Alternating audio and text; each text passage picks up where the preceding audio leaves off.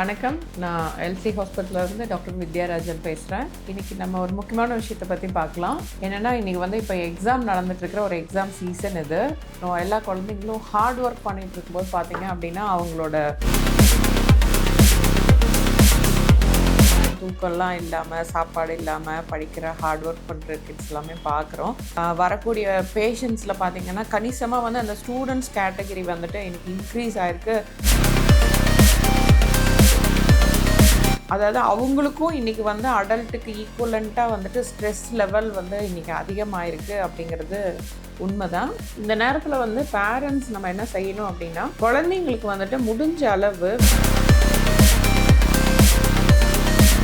அதுக்கப்புறம் செக்ரேட் ஆகக்கூடிய ஆசிட் எல்லாம் பார்த்திங்க அப்படின்னா அந்த ஸ்டொமக்கோட உள்புற சுவர் அரிக்க ஆரம்பிச்சு குழந்தைங்களுக்கு அந்த 5 மணி நேரம் ஃபுட் கேப் இல்லாமல் அதுக்கப்புறம் வெறும் வயிற்றில் குழந்தை மறுபடியும் 1 மணிக்கு படித்து முடிச்சு தூங்க போகுது அப்படின்னா டெஃபினட்டாக அந்த குழந்தை நல்ல டீப் ஸ்லீப்பில் தான் மெலட்டோனின் அப்படிங்கிற ஒரு ஹார்மோன் செக்ரேட் ஆகும். அது நம்மளோட பிரெயினோட உற்பத்தி திறனை நம்மளுக்கு அதிகரித்து கொடுக்குறக்கும், நோய் எதிர்ப்பு தன்மையை நமக்கு கொடுக்கறதுக்கும் அது ரொம்ப முக்கியமான ஒரு ஹார்மோன்னு சொல்லலாம். ஸோ படிக்கிற குழந்தைங்க அந்த ஸ்ட்ரெஸ் லெவலை அவங்களுக்காக ஹேண்டில் பண்ணிக்க தெரியலன்னா இது பெற்றோர்களாகிய நம்மளோட கடமை. வணக்கம். நான் எல்சி ஹாஸ்பிட்டல்லேருந்து டாக்டர் வித்யாராஜன் பேசுகிறேன். ஸோ இன்றைக்கி நம்ம ஒரு முக்கியமான விஷயத்தை பற்றி பார்க்கலாம். என்னென்னா, இன்றைக்கி இப்போ எக்ஸாம் நடந்துகிட்ருக்கிற ஒரு எக்ஸாம் சீசன் இது. குழந்தைங்க எல்லோரும் அவங்களோட அத்தனை கடினமான உழைப்பையும் இன்றைக்கி ஹார்வெஸ்ட்டுக்காக போராடிட்டு இருக்கிறது என்னன்னு சொல்லலாம். ஸோ 10th ஆகட்டும், +2 ஆகட்டும், எல்லா குழந்தைங்களும் ஹார்ட் ஒர்க் பண்ணிகிட்டு இருக்கும்போது பார்த்திங்க அப்படின்னா அவங்களோட படிப்புக்கு போடக்கூடிய நேரம் அவங்க கையிலே இருக்காது. சொல்லப்போனால் தூக்கம்லாம் இல்லாமல், சாப்பாடு இல்லாமல் படிக்கிற ஹார்ட் ஒர்க் பண்ணுற கிட்ஸ் எல்லாமே பார்க்குறோம். என்னென்னா, எங்களுக்கு ஓபியில் இன்றைக்கி வரக்கூடிய பேஷண்ட்ஸில் பார்த்திங்கன்னா, கணிசமாக அந்த ஸ்டூடெண்ட்ஸ் கேட்டகரி எனக்கு இன்க்ரீஸ் ஆகிருக்கு. வயிறு வலி, நெஞ்சு எரிச்சல், ஒரு மாதிரி வயிறு எரிச்சல், இந்த மாதிரி கம்ப்ளைண்ட்ஸோட. சரி, ஆக்சுவலாக என்ன அப்படின்னா, குழந்தைங்க அதாவது அவங்களுக்கும் இன்றைக்கி அடல்ட்டுக்கு ஈக்குவலண்ட்டாக ஸ்ட்ரெஸ் லெவல் இன்றைக்கி அதிகமாகிருக்கு அப்படிங்கிறது உண்மை தான். அஃப்கோர்ஸ் அது எக்ஸாம் டயத்தில் எப்பயுமே இருக்கக்கூடிய ஒரு விஷயந்தான். இதை எப்படி நாம் ஹேண்டில் பண்ணிக்கிறது அப்படின்னா, இந்த விஷயங்களில் குழந்தைங்களுடைய தூக்கம் அண்டு உணவு பழக்க வழக்கம் இந்த ரெண்டுலேயும் பேரண்ட்ஸோட ஒரு கண்காணிப்பு இருக்க வேண்டியது அவசியம். என்னென்னா, குழந்தைங்க படிக்க ஆரம்பிச்சிருச்சு அப்படின்னா அதுங்களுக்கு அதில் இருக்கிற அந்த இன்வால்மெண்ட்னால சாப்பிட்ற டைம் தள்ளி போகும். ஒன்று. ரெண்டாவது, தூக்கம் ஆக்சுவலாக இருக்கக்கூடிய சர்க்காடியன் ரிதம் அப்படின்னு சொல்லக்கூடிய, அதாவது நைட்டில் தூங்கி பகலில் படிக்கிறதுங்கிறது கொஞ்சம் மாறுபடும். நைட்டில் படிப்பாங்க ரொம்ப நேரத்துக்கு, லேட்டாக காலையில் எழுந்திரிக்கிறது, அந்த மாதிரியெல்லாம் நடைமுறையில் இருக்கும்.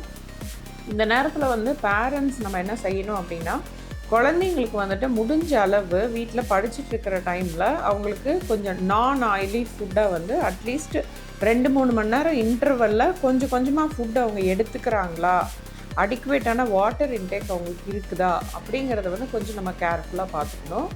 அண்டு ரெண்டாவது விஷயம் என்ன அப்படின்னா, இப்போ சில குழந்தைங்க நைட்டு படிக்கிறாங்க அப்படின்னா நம்மளோட நடைமுறை என்ன, காலையில் மத்தியானம் நைட் சாப்பிட்றது. ஆனால் நைட்டில் குழந்தைங்க ஒரு 8 மணி 8:30க்கு சாப்பிட்ருப்பாங்க. ஆனால் நைட்டு பார்த்திங்கன்னா ஒரு 1 மணி வரைக்கும் படிப்பாங்க. அப்போ ஆல்மோஸ்ட் பார்த்திங்க அப்படின்னா 8 மணிக்கு சாப்பிட்டுட்டு அதுக்கப்புறம் ஒரு 5 மணி நேரம் அந்த குழந்தை வெறும் வயிற்றில் படிக்கும்போது நம்ம ஸ்டொமக்கோட கேஸ்ட்ரிக் எம்டிங் டைம் 2 மணி நேரம் தான். நம்ம என்ன ஃபுட்டு சாப்பிட்டோம் அப்படின்னாலும் 2 மணி நேரத்தில் அந்த ஃபுட்டு ஸ்டொமக்கில் இருந்து நம்மளோட சிறுகுடலுக்கு போயிடும். அப்போ அதுக்கப்புறம் செக்ரேட் ஆகக்கூடிய ஆசிட் எல்லாம் பார்த்திங்க அப்படின்னா அந்த ஸ்டொமக்கோட உள்புற சுவர் அரிக்க ஆரம்பித்து அதுதான் அசிடிட்டி, கேஸ்ட்ரைட்டிஸ் அப்படின்னு நம்ம சொல்கிறது. குழந்தைங்களுக்கு அந்த 5 மணி நேரம் ஃபுட் கேப் இல்லாமல் அதுக்கப்புறம் வெறும் வயிற்றில் குழந்தை மறுபடியும் 1 மணிக்கு படித்து முடிச்சு தூங்க போகுது அப்படின்னா டெஃபினட்டாக அந்த குழந்தை அசிடிட்டியில் அஃபெக்ட் ஆகிறதுக்கு நிறைய வாய்ப்புகள் இருக்குது.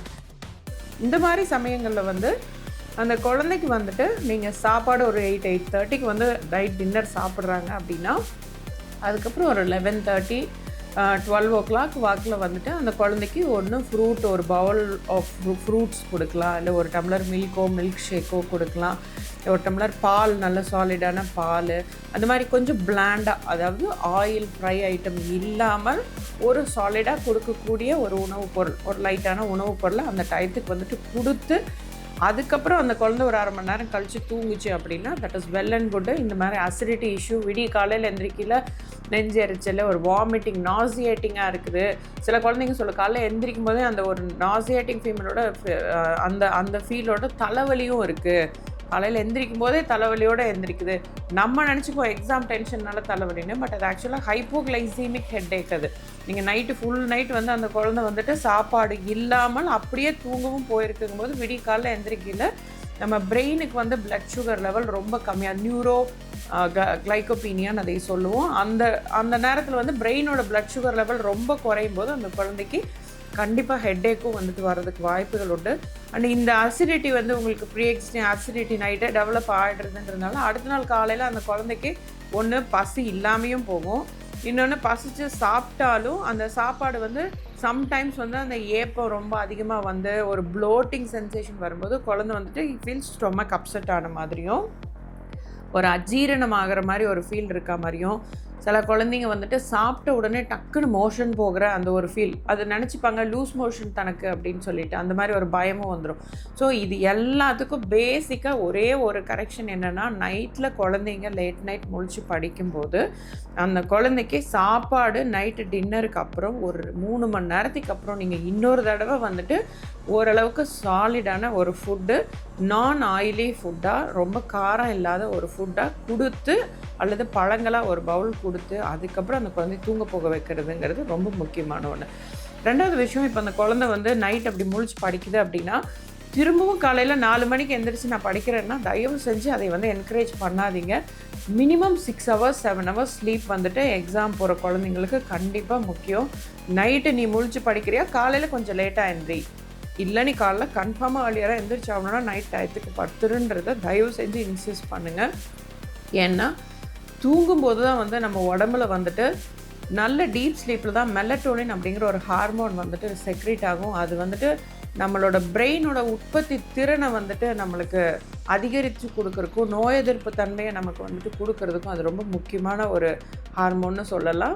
ஸோ படிக்கிற குழந்தைங்க அந்த ஸ்ட்ரெஸ் லெவலை வந்துட்டு அவங்களுக்காக ஹேண்டில் பண்ணிக்க தெரியலன்னா இது பெற்றோர்களாகிய நம்மளோட கடமை. அவங்க உணவு பழக்க வழக்கம், அவங்களோட தூக்கம், இது எல்லாத்தையும் நெறிப்படுத்த வேண்டியது. நன்றி, வணக்கம்.